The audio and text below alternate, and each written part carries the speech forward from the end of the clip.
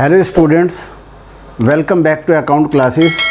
आज की इस वीडियो में हम आपको कैश फ्लो स्टेटमेंट चैप्टर से क्वेश्चन नंबर 42 पेज नंबर 5.106 से क्वेश्चन आपको सॉल्व करके दिखाना चाहेंगे। आप हमारे इस वीडियो को बहुत ध्यान से देखें, लाइक करें, शेयर करें और अगर आप नए हैं तो सब्सक्राइब करें ताकि हमारे लेटेस्ट अपडेट आप तक पहुंच सके।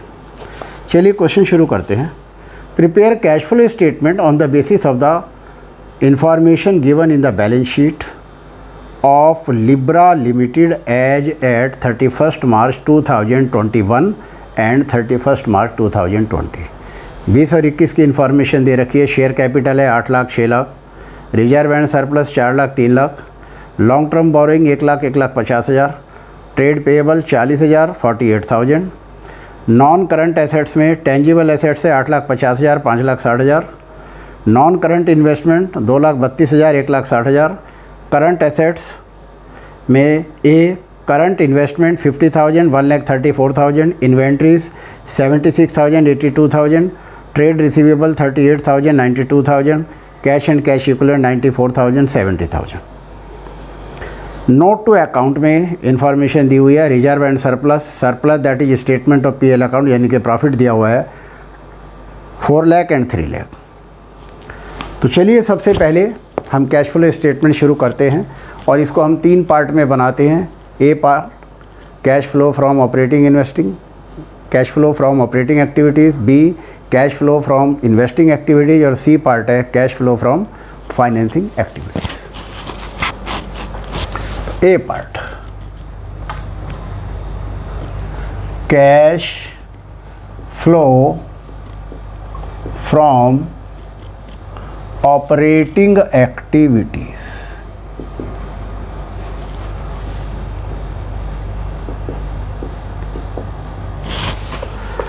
तो सबसे पहले लेंगे net profit during the year. Net profit during the year.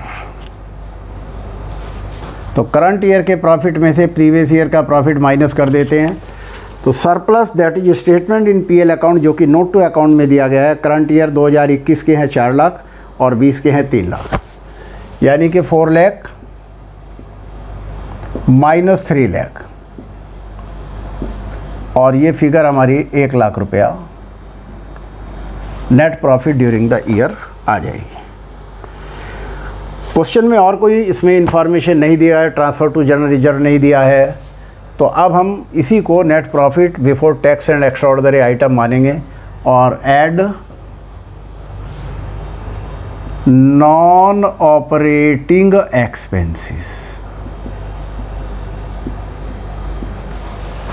Question में नॉन ऑपरेटिंग एक्सपेंसेस अगर कोई क्वेश्चन में दिया होगा तो लिखेंगे। तो बाय द वे क्वेश्चन में इस तरह की कोई इन्फॉर्मेशन नहीं है तो नील हो गया ये।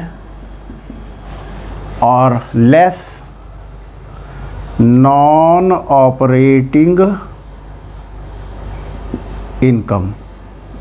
नॉन ऑपरेटिंग इनकम जैसे कि profit on sale of assets, rent received, interest received, dividend received, ऐसी कोई इन्फॉर्मेशन क्वेश्चन में नहीं दी गई तो ये भी नील है।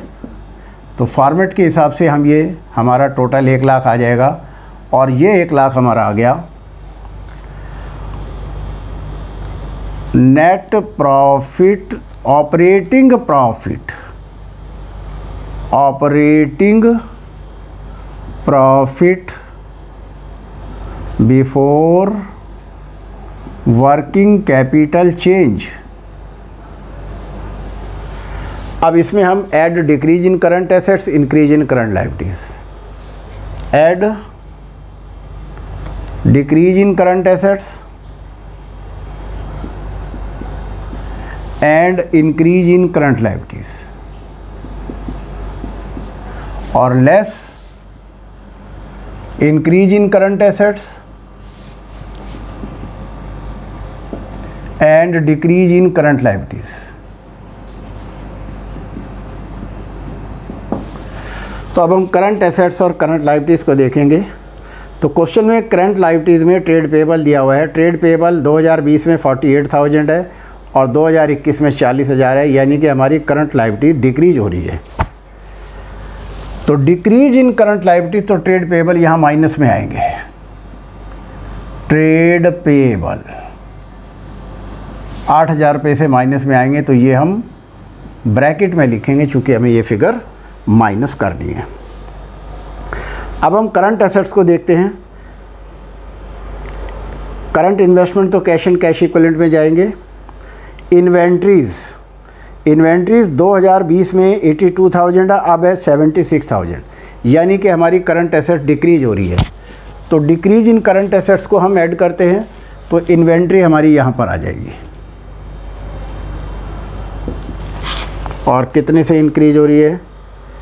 82,000 में से 76,000 माइनस कर देंगे।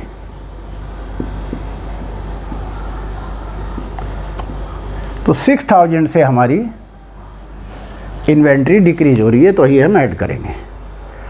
ट्रेड रिसीवेबल भी हमारे डिक्रीज हो रहे हैं, तो यहीं पर आ जाएंगे। ट्रेड रिसीवेबल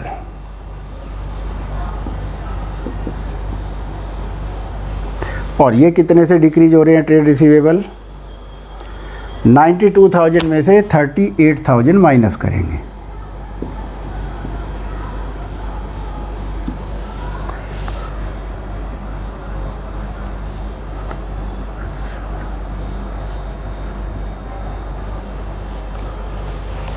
और इस तरीके से 54,000 से ये डिक्रीज हो रही है। अब हम इसका टोटल कर लेते हैं।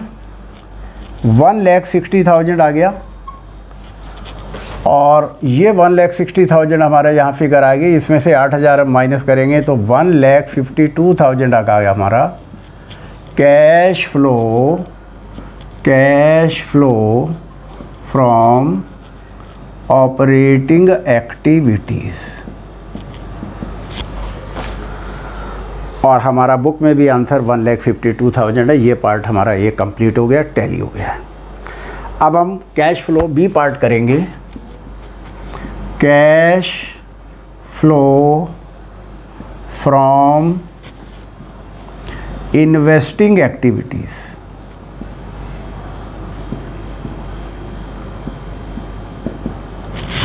तो इन्वेस्टिंग एक्टिविटीज़ में जो भी हमारी फिक्स एसेट्स हैं, अगर वो इंक्रीज हो रही है या डिक्रीज हो रही है, तो वो यहाँ पर दिखाएंगे।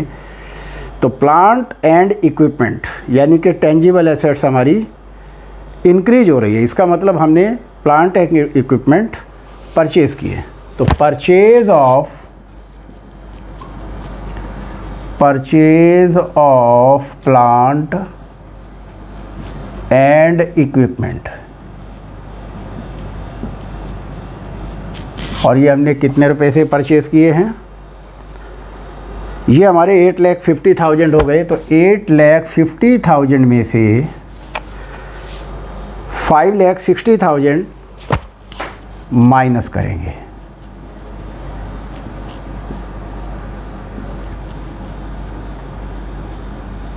यानी कि 2,90,000 से हमने ये इक्विपमेंट परचेज़ किए हैं, तो ये माइनस करेंगे। माइनस इसलिए करेंगे क्योंकि ये आउटफ्लो ऑफ कैश है। अब नॉन करंट इन्वेस्टमेंट हमारे इंक्रीज हो रहे हैं, तो ये भी यहीं पर आएंगे। परचेज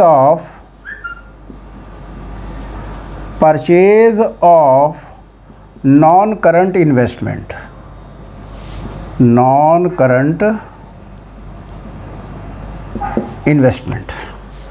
तो नॉन करंट इन्वेस्टमेंट हमारे 2,32,000 है। यानी कि 2,32,000 में से पिछले साल के हमारे कितने हैं? 1,60,000। 1,60,000 माइनस करेंगे और डिफरेंस जो होगा वो purchase of non current investment आ जाएगा 72,000। तो ये भी आउटफ्लो ऑफ कैश है, तो ये भी हमारा माइनस में जाएगा। और अब हम इन दोनों को जोड़ेंगे। 30 3,62,000 ये हमारा माइनस का आ रहा है, तो हम इसके आगे लिखेंगे cash used in investing activities.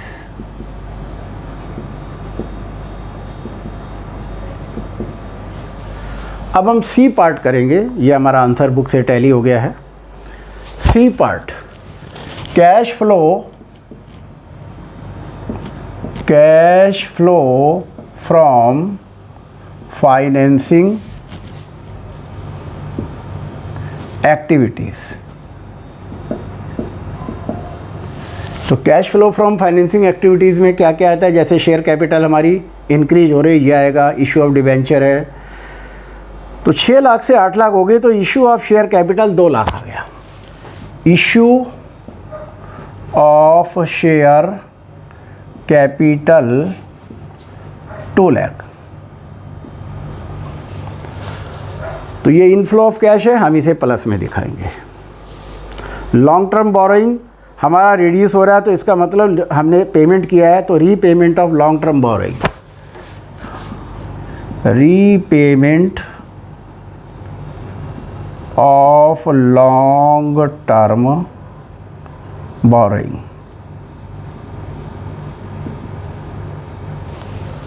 और ये हमारा है रीपेमेंट 50,000, तो ये 50,000 हम माइनस में दिखाएंगे चूँकि आउटफ्लो ऑफ कैश है।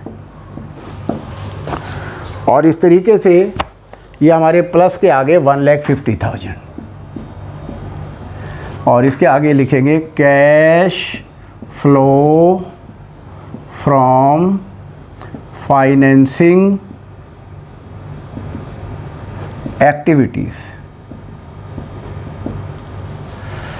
अब हमने ये ए बी सी तीनों पार्ट कैलकुलेट कर लिए। अब हम इसका लास्ट स्टेप लेंगे, net increase in cash and cash equivalent.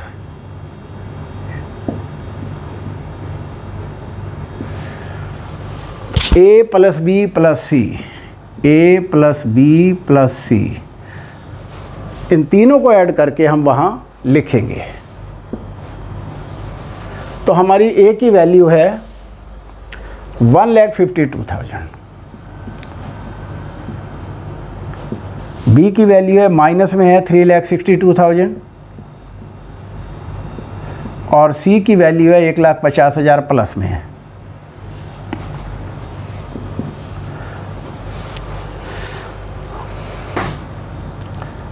तो 3,62,000 में से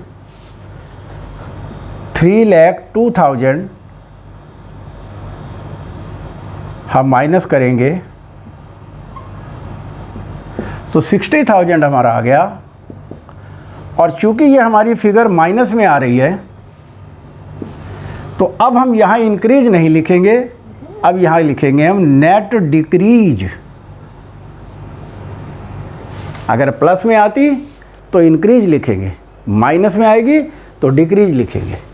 अब इसमें हम opening balance of cash and cash equivalent जोड़ेंगे, plus opening balance of cash and cash equivalent. तो हमारा opening balance of cash and cash equivalent question में 70,000 तो कैश एंड कैश इक्विवेलेंट है,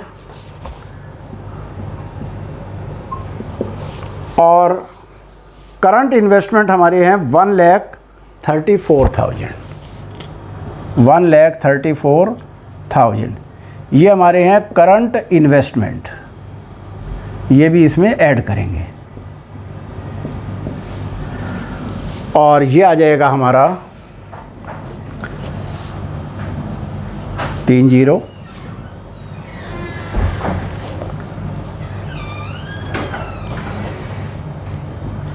$2,04,000।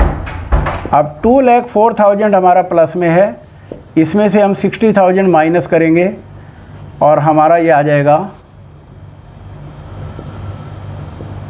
1,44,000, और ये होगा closing balance of cash and cash equivalent.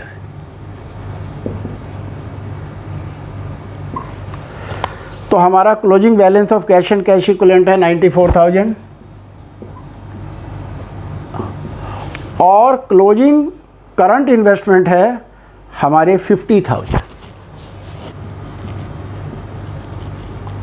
Current investment इसी में जोड़ देते हैं, और ये इन दोनों का टोटल 1,44,000 आ रहा है, और ये हमारा closing balance of cash and cash equivalent इस तरीके से टैली हो गया है। और अब हम बुक के आंसर भी देखते हैं। 3,62,000 हमारा ए पार्ट था, और ए पार्ट था 1,52,000। Operating activities investing activities use 3,62,000, और cash flow from financing activities 1,50,000। और इस तरीके से हमारा ये decrease in cash and cash equivalent 60,000 आया। तो इस तरीके से हमारे ये सारे आंसर बुक से टैली हो गए हैं। मुझे उम्मीद है ये आपको क्वेश्चन समझ आया होगा। आप इस टाइप के क्वेश्चंस की बार बार प्रैक्टिस करें ताकि आपका कॉन्फिडेंस बढ़ जाए। मैं तो ये भी कहना चाहूँगा कि practice makes a man perfect. जितना आप प्रैक्टिस करेंगे उतना ही आपको फ़ायदा होगा। आपको हमारा ये वीडियो कैसा लगा? आप लाइक करें, शेयर करें और सब्सक्राइब करें। Thank you.